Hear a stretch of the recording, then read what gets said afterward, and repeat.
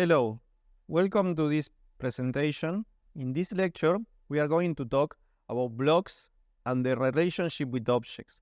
We are going to think about when to use blocks, when to use objects, and what are the advantages and disadvantages of one and the other.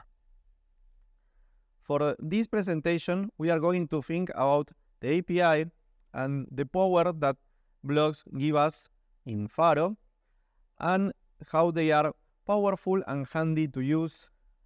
And then we are going to compare them with the small objects and show how small objects that we are created for a given specific task are more powerful than blocks in the long term. Blocks are really powerful. We are using them all the days in Pharo syntax and in our object model. It provides us with a good model to implement iterators. They are really cool to generate new iterator definition and also to produce DSL-like APIs. When we use blocks, they are central to our system based on message paths. Remember that blocks freeze the execution and give the power to decide when to execute them. We use them, for example, to implement the Boolean operators in Pharo, and also to implement the conditional code, and they are key for the compact syntax of Pharo. We also use blocks all the time when we use iterators of our own collections. We use them to express what we are going to do with each of the elements.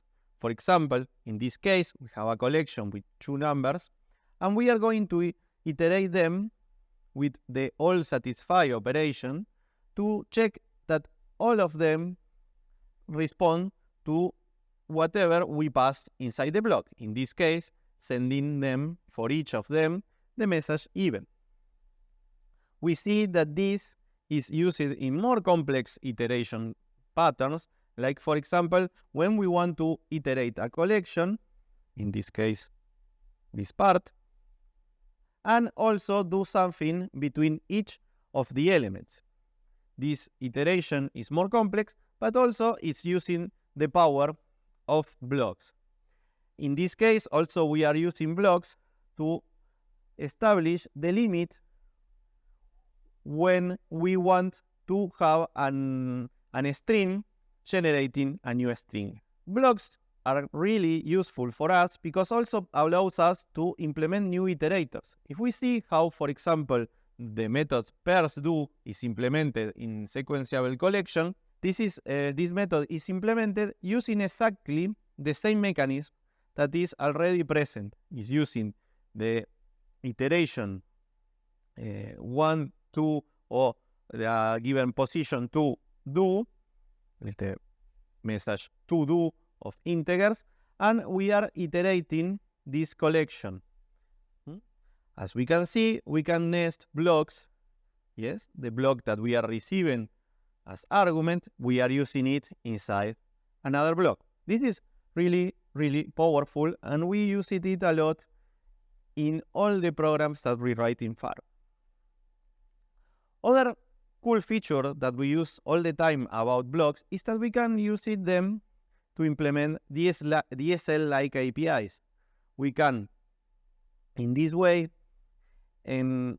generate a little context that will be executed when we are using the builder. In this case, we are building a presentation, a composite presentation, and we are passing it the instructions to build it inside. This is more complex, but we can extract the same example. For example, when we are taking the text, we are creating a new composite text with this title and the content that is produced by this block. In this case, taking the file and evaluating its contents. However, the blocks, even being so powerful, sometimes are a little weak when we compare them with literal or small objects that we create for a given task. because blocks on the spot are just literal objects, but they are not different. They don't have any difference with objects that understand the message value. The good thing of using blocks is that we can create objects without needing to create a given class or define a given method. But it has a problem. When we want to store them and change the state on them, it's really complicated. So usually we are not doing. We have also a single entry point to it. We can only send the message value or any of its varieties with more arguments. When we need to pass more than one argument to a block, it's difficult to see what is the order of them and what is receiving in each of them. So does not expose well the arguments and how we need to use the blocks. It looks like it's easy to write because blocks are easy to write. In Pharo, the syntax to create a block is just using the square bracket. But when we start extending these scripts, it's more difficult because what we want to have always is have a rich API that allows us to have more flexibility. And in this case, with blocks, that is impossible.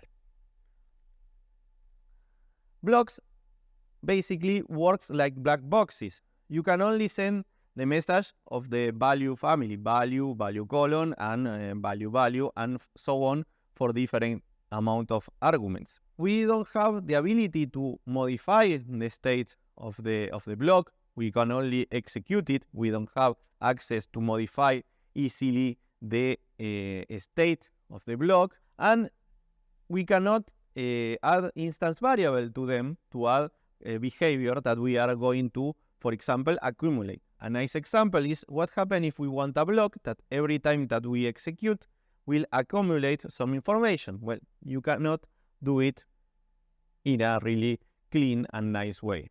We always can hack, but at the end it's a solution that is really bad and ends with a poor quality solution. The same problem, we have it with the arguments.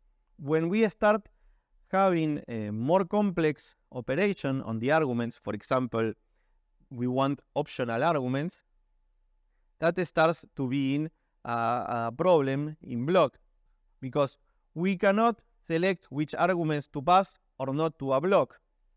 We have to choose exactly the order of arguments and which arguments we are passing. So if we design it wrong, we will only have a given order. We cannot have more than one order. Also, there is colon in the system, but we should avoid using it because it's reflected by nature. And it is a bad practice, and we have better ways of representing optional arguments. Even having optional arguments or not having optional arguments, one of the main problems of blocks when they have more than one argument is that we need to choose exactly what is each of them. The order of the arguments that we are passing is important. And when we see, as an example, this message send using inject into that receives a block with two arguments, we never know which of them is the accumulator and which of them is the element that we are iterating. Remember that inject into, what happens is that uses a value that is keep accumulated in each loop, in each iteration of the collection, and the other is the element that we are iterating. So it's not clear for the user, it's not clear for the reader of the code, which is one or the other. Also, we have that saving blocks is painful. Blocks is by definition a dynamic element in our language, and it's complicated to save it, to export it, to serialize it, to save it to a database, or to represent it from any kind of data. Also, we cannot add any kind of message to it to add new behavior, And having extensions via subclassing or adding a new implementation is impossible. When we have long blocks that have a lot of code inside, we lose a big opportunity, that is to split that code in many methods, because in a block we have only one unit that has all the code intermixed inside, and we cannot split it or using template methods or delegating to other methods with a self-send. We need to send messages and we need a receiver in order to be able to reuse and have a nice solution. So every time that we have a long block is a code smell that we have to see, that we have to analyze if it's worthy or not. For example, we have these two cases that are doing similar code, that are having the same effect, but we want to modify it. We pass from having a big block, a long block where we have many operations, to have a new method where we can delegate to this method inside the block. As the method is the unit of reuse, we want to have it, and we want to have this method created in a given class so we can start using tools on it. A template method, or a specialization in a subclass, or dividing it for clarity, or doing whatever we want with it. This is exactly the same example, but now with a real code. We see the complexity of this block and all the messages that is sending and all the decisions that is taking, and we cannot do any kind of refactoring inside it. The first that we need to do to work it better, this code, to improve its quality, is extracting it to a method where we can do all the different tools that we have already seen in all the lectures. So we have here a clear problem that we use it all the time. We want to have little objects. We want to model our solution with objects. So in this case, we will see that having little objects that have a really nice designed API and that has internal state can be much powerful than blocks. We can specify optional arguments. We can give initial values to them. We can give different behavior. We can structure the code in different methods, and we can delegate and use polymorphism and subclassing and all the tools that we have in our toolbox. And by having these little objects that we are delegating the behavior instead of using a block, we can always have extension and refactoring. As a conclusion, and a good way of using blocks is always keeping them as small as possible. When we start having long blocks, that is a code smell, that is a situation that we have to analyze to improve the quality. Using them a lot to generate DSL-like constructions, DSL-like builders, and it's really good to do scripting. But when you are defining your domain model, pay attention not to overuse them, because they are less flexible than having real objects that we model and we create with a given task in mind. Don't have fear to create classes and pass instances and create new instances, small instances, for represent our behavior and to replace blocks.